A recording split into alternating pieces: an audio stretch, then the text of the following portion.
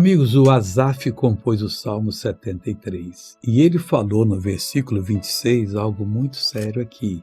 A minha carne e o meu coração desfalecem, a natureza humana dele e o espírito dele estavam desfalecendo. Era muita maldade, muita sujeira, muita picaretagem que ele estava vendo, pessoas fazendo o que não deviam fazer. Mas olha o que ele continua dizendo.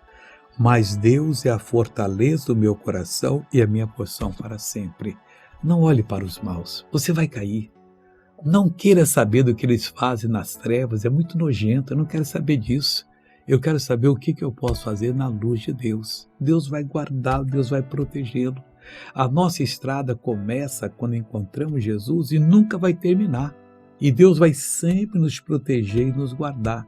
Seja essa pessoa sincera que Deus vai fazer de você uma verdadeira bênção como Ele tem programado e planejado. Veja esse testemunho e já volto. Início de derrame, tem 5 anos, eu não aguentava catar um feijão, não fechava 3 dedos, agora tá fechando tudo. Não pegava nada com essa mão? Pegava, mas caía no chão. Ah, meu sapato caiu ali, pega o meu sapato aqui. Levanta ele, levanta ele. Tá... Amém, estou curada em nome de Jesus. Em nome de Jesus. Voltei para orar agora. Pai querido, eu uno a minha fé com a fé dessa pessoa, repreendo todo o mal da vida dela, reprovo e digo, saia, vá embora, em nome de Jesus Cristo. E você levanta as mãos e diz, obrigado Jesus, eu tenho a vitória e tem mesmo.